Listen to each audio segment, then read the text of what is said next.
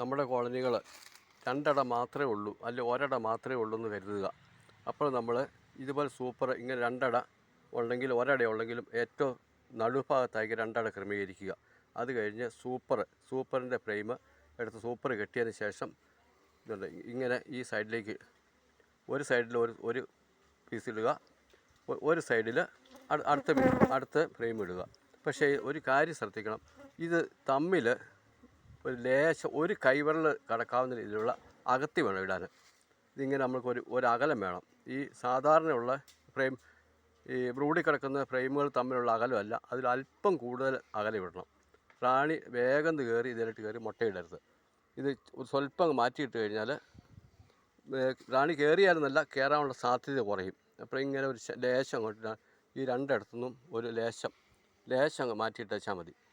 ഒരു കുഴപ്പമില്ല, ശരിയായ രീതിയിൽ ഇത് തേൻ നിറച്ചോളും. അത് രണ്ട് ഫ്രെയിം സൂപ്പറിൻ്റെ ആണ്. ഇത് സൂപ്പറിൻ്റെ ആണ്. രണ്ടെണ്ണം ഇട്ടാൽ മതി നമുക്ക്. അഥവാ ഇങ്ങനെ, അതായത് നമ്മൾ സ്പെയർ റാണി ഉണ്ടാക്കുന്ന കോളനികളെല്ലാം ഇങ്ങനെ ഒരടയോ രണ്ടടയോ കാണുള്ളൂ. ഒരു ഈച്ച ഉണ്ടെങ്കിലും നമ്മൾ അതിൽ നിന്ന് മാക്സിമം ആദായം എടുക്കുക.